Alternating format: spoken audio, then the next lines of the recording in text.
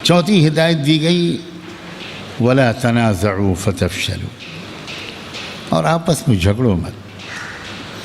آپس کے جھگڑے سے دو نقصان ہوں گے، ایک تمہارے اندر حوصلہ پست ہو جائے گا، ہمت پست ہو جائے گی،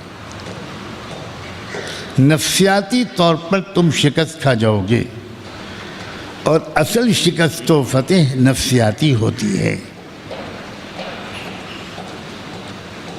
جنگیں اندر پہلے جیتی جاتی ہیں، باہر اندر کی جیت کا ظہور ہوتا ہے۔ کوئی قوم اندر سے ہار جائے وہ باہر نہیں جیت سکتی، اور جو اندر سے جیتی ہوئی ہو وہ باہر نہیں ہار سکتے۔ اور اندر کی شکست و فتح کا تعلق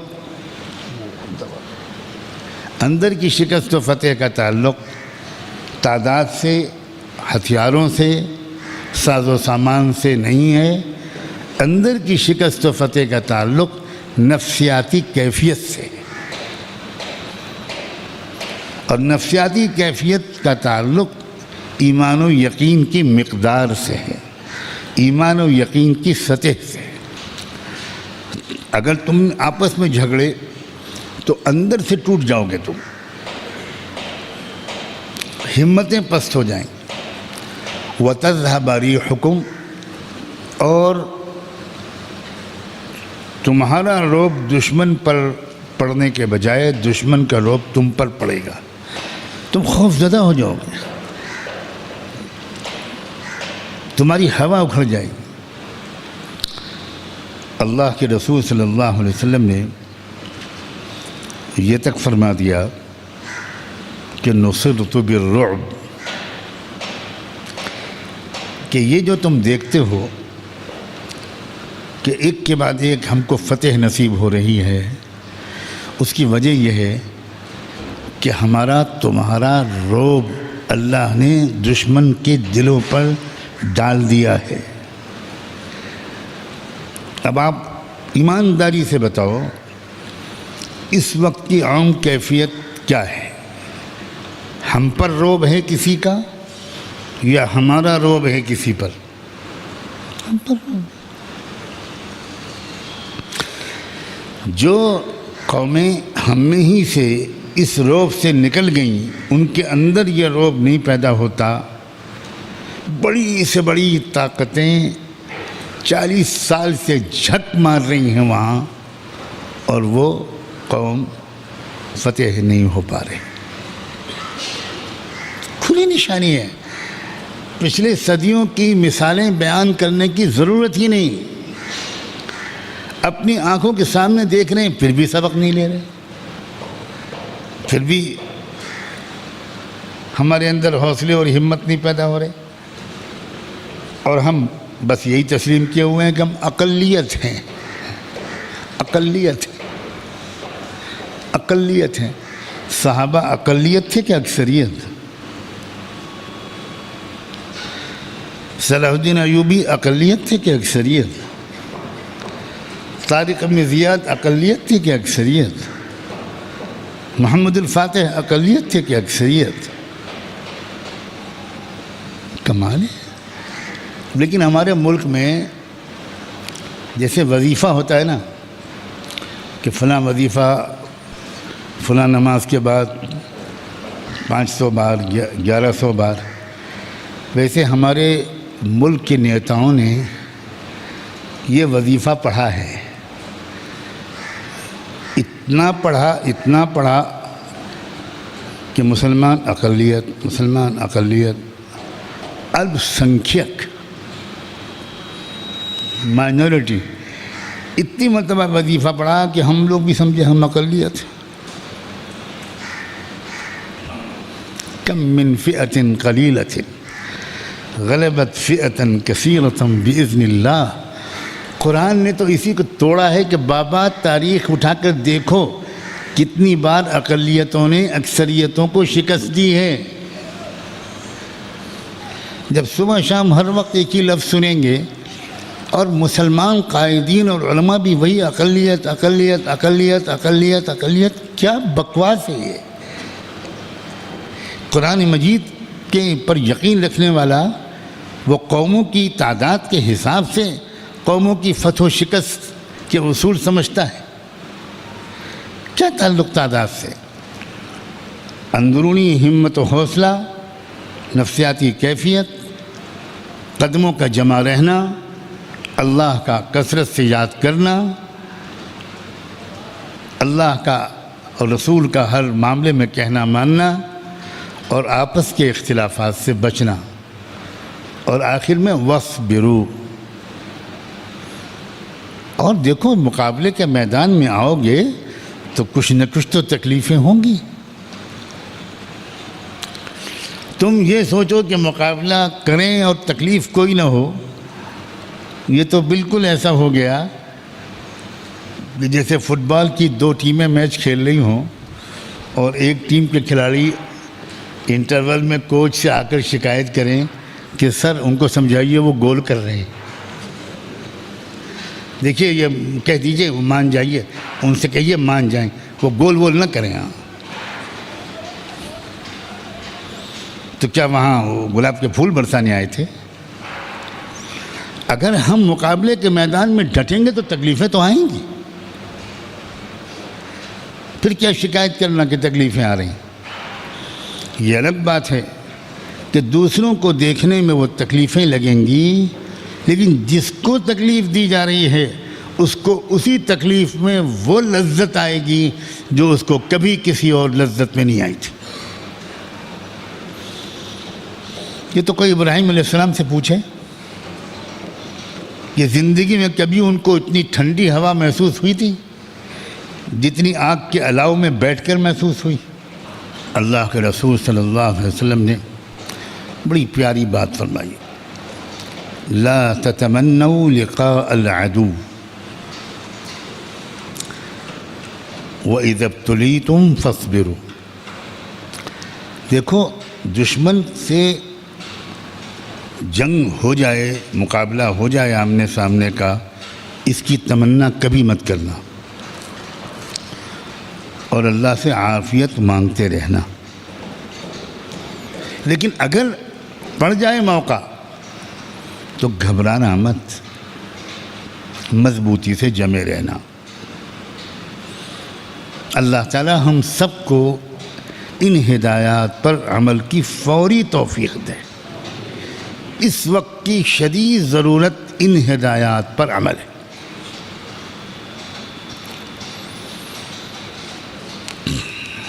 کفر کی دنیا کفر کی بنیاد پر ایک دوسرے کی حامی و مددگار بن چکی ہے۔ صاف لفظوں میں کہنے کی کوشش کرتا ہوں، کفر کی دنیا آپس کے سارے اختلافات کو ایک طرف رکھ کر وہ کفر کی بنیاد پر ایک دوسرے کو سپورٹ کرنے کا فیصلہ کر چکی ہے۔ والذین کفروا بعضهم اولیاء بعض۔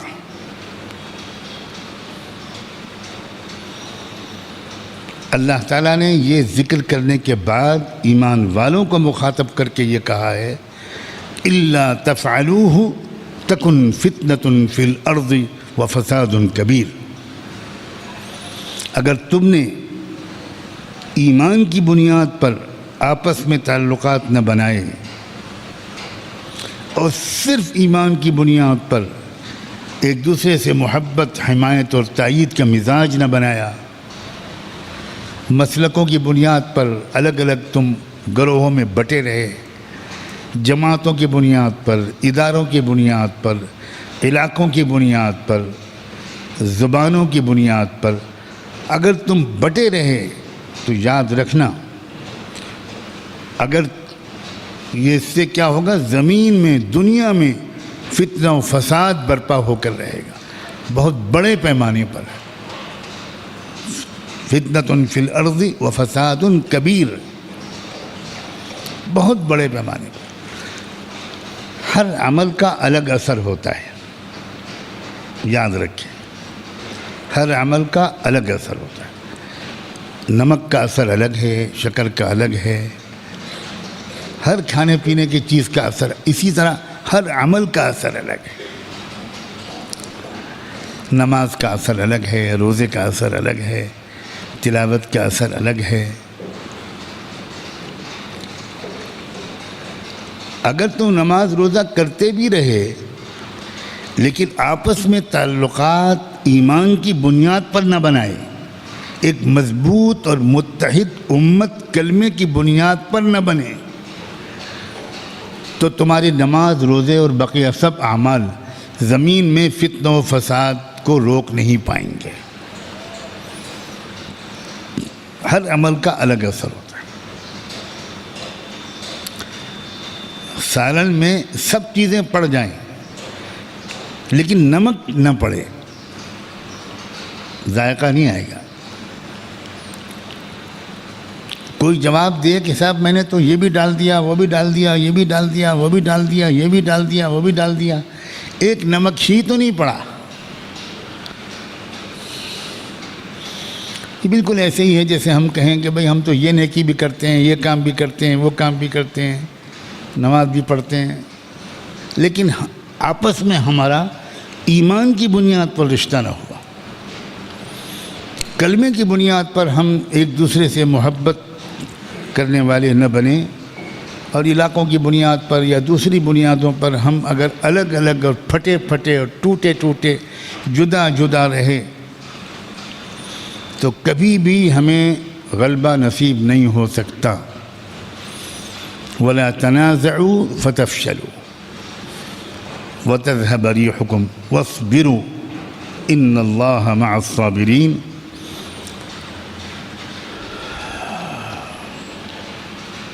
برداشت کرو، کچھ تکلیفیں اگر آئیں تو ان کو برداشت کرنا، خطرے اگر آئیں درپیش ہوں تو ان کو برداشت کرنا، ہمت سے کام لینا۔ ان اللہ مع الصابرین، اللہ تعالیٰ کی مدد، معیت انہی لوگوں کو حاصل ہوتی ہے جو ناقابل برداشت چیزوں کو بھی برداشت کرنے کا حوصلہ اپنے اندر پیدا کر لیتے ہیں۔ انہی کو اللہ تعالیٰ انہی کی مدد کرتا ہے، انہی کو غلبہ نصیب فرماتا ہے، انہی کو کامیاب کرتا ہے۔ بس آج کی مجلس میں اتنا ہی، یہی 5 ہدایات، اس کو اپنا ایک لائحہ عمل بنائیے، اپنی شخصیت اور کردار کا اٹوٹ انگ بنائیے، لازمی اور بنیادی حصہ بنائیے۔ ہمیں محسوس ہونا چاہیے، ہم میں سے ہر شخص کو، کہ ہم میدان عمل میں ہیں اور مقابلے کے میدان میں ہیں۔ مقابلے کے میدان میں جس کو جو ڈیوٹی دی جائے وہ کرتا ہے، لیکن اس کو بھی یہ محسوس ہوتا رہتا ہے کہ میں بھی فوج کا ایک حصہ ہوں۔ وہ چاہے فوج کا کچن چلاتا ہوں، چاہے وہ فوج کی گاڑیوں کا ڈرائیور ہو، چاہے وہ فوج کا انجینئر ہو، چاہے وہ فوج کا ڈاکٹر ہو، لیکن وہ محسوس کرتا ہے کہ میں بھی اسی مقابلہ کرنے والی ٹیم کا حصہ ہوں۔ اس کو بھی پوری ٹریننگ ملتی ہے، اس کو بھی پوری تربیت ملتی ہے، اس کو بھی تمام عہدے ملتے ہیں، اعزاز ملتے ہیں۔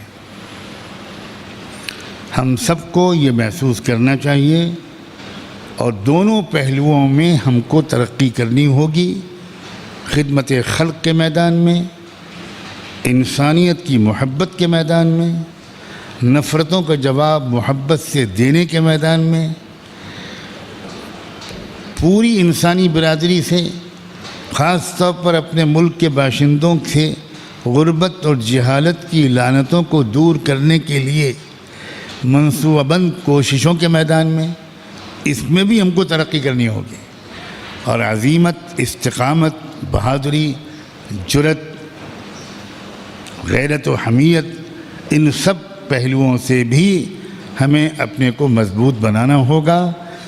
دونوں پٹریوں پر جب گاڑی چلے گی تب انشاءاللہ ہم اپنی منزل تک پہنچیں گے۔ یہ بات امید ہے کہ آج کی اس گفتگو سے اچھی طرح واضح ہو گئی ہوگی۔ دونوں میں کوئی تضاد نہیں ہے، دونوں لازم ہیں، دونوں بالکل یکساں طور پر لازم ہیں۔ کوئی نہیں کہہ سکتا کہ یہ پہلو زیادہ اہم ہے اور وہ پہلو کم اہم ہے۔ دونوں برابر کی اہمیت کے حامل ہیں، دونوں کی طرف توجہ کرنی چاہیے اور دونوں میں ہم کو آگے بڑھنا ہوگا۔ اللہ تعالیٰ یہ تربیت سمجھداری کے ساتھ لینے کی ہمارے نوجوانوں کو خاص طور پر توفیق عطا فرمائے۔ وہ گرہ سے باندھ لیں کہ آج وضاحت کے ساتھ ایک بات آئی ہے اور ہم کو دونوں میدانوں میں آگے بڑھنا ہے، اللہ سے تعلق میں، ذوق عبودیت میں، ذوق دعا و مناجات میں بھی، ذوق ذکر میں بھی، خدمت خلق اور احترام انسانیت کے شعبے میں بھی، اور وقت ضرورت بہادری، حمیت، غیرت، جرأت، شجاعت و استقامت کے اعتبار سے بھی ہم سب کو آگے بڑھنا ہے۔ مردوں کو بھی آگے بڑھنا ہے، عورتوں کو بھی آگے بڑھنا ہے۔ بوقت ضرورت عورتوں نے بھی جرأت، شجاعت، استقامت کی جو تاریخ رقم کی ہے، اس میں تو کئی بار ایسا بھی ہوا کہ مردوں کے اکھڑتے ہوئے قدم عورتوں کی ہمت کی وجہ سے اکھڑنے سے بچ گئے اور مضبوطی کے ساتھ جم گئے۔ عورتوں کا اصل میدان گھر سے باہر نکل کر مقابلے کا میدان نہیں ہے۔ نارمل حالات میں عورتوں کا میدان باہر نکل کر مقابلے کے میدان میں مردوں کی شانہ بشانہ وہ سب کرنا جو مرد کرتے ہیں، یہ نارمل حالات میں نہیں ہے۔ لیکن جذبات اسی طرح کے بنے رہنے چاہیے تاکہ ایمرجنسی حالات میں جب ضرورت پڑے تو عورتیں بھی وہ کام کرنے کے لیے بالکل تیار رہیں، ذہنی اور نفسیاتی طور پر جیسے صحابیات نے بار بار کر کے دکھایا۔ یہ واضح سبق اور پیغام ہے، اللہ کرے دور تک پہنچے اور ہمارے دلوں کے اندر رچ بس جائے۔ وآخر دعوانا ان الحمد للہ رب العالمین، لا الہ الا انت نستغفرک ونتوب الیک، نستغفرک ونتوب الیک، نستغفرک ونتوب الیک۔ اللہم صلی علی سیدنا محمد وعلى آل سيدنا محمد وبارك وسلم۔ اللهم صل على سيدنا محمد صلاة تنجينا بها من جميع الأهوال والآفات وتقضي لنا بها جميع الحاجات وتطهرنا بها من جميع السيئات وترفعنا بها أعلى الدرجات وتبلغنا بها أقصى الغايات من جميع الخيرات في الحياة وبعد الممات إنك على كل شيء قدير۔ ربنا ظلمنا أنفسنا وإن لم تغفر لنا وترحمنا لنكونن من الخاسرين فلا تجعلنا من الخاسرين۔ اللہ ہم آپ کے بندے اور آپ کی بندیاں آپ کے حضور میں حاضر ہیں۔ اللہ ہم اقرار کرتے ہیں کہ جو موقع آپ نے ہم کو عنایت فرمائے، اگر ہم نے ان موقعوں سے فائدہ اٹھایا ہوتا تو آج ہمارا حال بہت بہتر ہوتا۔ اللہ ہمارے ایمان مضبوط ہوتا، ہماری نمازیں بہتر ہوتی، ہمارے اخلاق بہتر ہوتے، ہمارے جذبات بہتر ہوتے، لیکن ہم نے ان موقعوں سے کما حق ہو فائدہ نہیں اٹھایا۔ اس قصور کو آج معاف فرما دیجئے اور بقیہ زندگی میں بھرپور فائدہ اٹھانے کی ہم سب کو توفیق عطا فرما، اے رب کریم۔ ایک لمبے وقفے کے بعد آج ایک تھوڑی سی تعداد میں دوست جمع ہوئے ہیں۔ اے رب کریم، خیر کے ساتھ پورے عالم میں دین کی مجالس کو جاری رکھنے کا فیصلہ فرما دیجیے۔ اے اللہ ہمیں محروم نہ فرما، اللہ ہمیں محروم نہ فرما۔ سنا ہے کہ بیماری کی وجہ سے آکسیجن پھیپھڑوں کو نہیں ملتی، آکسیجن نہیں ملتی، آکسیجن کی کمی کی وجہ سے موت واقع ہو جاتی ہے۔ اللہ ہمارے دلوں کو، روح کو اگر ایمانی اور روحانی آکسیجن نہ ملی تو ہمارے دل مر جائیں گے، ہمارے دل مردہ ہو جائیں گے۔ اے رب کریم، اے اللہ ان آکسیجن کے مراکز کو اللہ ہمیشہ آکسیجن سپلائی کرتے رہنے والا بنائیے، اور ہمیں بھرپور قدر و استفادے کی توفیق عطا فرما، بھرپور قدر و استفادے کی توفیق عطا فرما۔ اے رب کریم، آپ کے اسماء حسنہ اور مبارک صفات کا واسطہ دے کر آج آپ سے معافی مانگنے آئے ہیں، تقوی مانگنے آئے ہیں، اپنی اصلاح کی بھیک مانگنے آئے ہیں، عفو و درگزر کی بھیک مانگنے آئے ہیں۔ اللہ ہمیں اچھی صفات عطا فرما، شجاعت عطا فرما، بہادری عطا فرما، سمجھداری عطا فرما، سخاوت اور ہمدردی عطا فرما، غریبوں کا درد نصیب فرما۔ اللہ خدمت خلق کی زیادہ سے زیادہ توفیق عطا فرما۔ اے اللہ نرمی کے وقت میں ہم سے زیادہ نرم کوئی اور نہ ہو، اور سختی کے وقت میں ہم سے زیادہ سخت کوئی اور نہ ہو۔ ایسی جامع شان ہمیں عطا فرما، ایسی بھرپور صفات ہمیں نصیب فرما۔ اے رب کریم، اس چھوٹی سی جگہ کو اللہ اپنے فضل سے قبول خاص عطا فرما۔ نئی نسل کی اور پوری ملت کی صحیح اور کامیاب تعلیم و تربیت کا اس کو مرکز بنا دیجیے، اس کو مرکز بنا دیجیے۔ مخلص اور باصلاحیت افراد کو اللہ اپنی طرف اپنے فضل سے اس کی طرف متوجہ فرما دیجیے۔ اے اللہ جو عمارتیں تعمیر ہو رہی ہیں ان کی تعمیر کو آسان فرما، اللہ ان کی تعمیر کو آسان فرما، اسباب و وسائل جمع فرما، اسباب و وسائل کو مہیا فرما، سہولت اور آسانی کے ساتھ پاکیزہ اسباب عطا فرما۔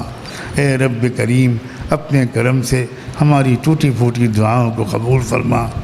اے اللہ جن مرحومین کے لیے دعائے مغفرت کا اعلان کیا گیا، اللہ ان کی مغفرت فرما، اللہ ان کی مغفرت فرما، اللہ ان کی مغفرت فرما، اعلیٰ درجات نصیب فرما۔ اے رب کریم، اس خاص طور پر عرصے میں وبا کا شکار ہو کر آپ کے جتنے بندے اور بندیاں ایمان کا کوئی ذرہ لے کر آپ کے حضور میں حاضر ہوئے، اے رب کریم ان کی بھرپور مغفرت فرما، ان کو شہادت کا درجہ عطا فرما۔ اور اے اللہ جو بیمار ہیں ان کو صحت یاب فرما، جو بیمار ہیں ان کو صحت یاب فرما۔ اے اللہ عافیت نصیب فرما، عافیت نصیب فرما، عافیت نصیب فرما۔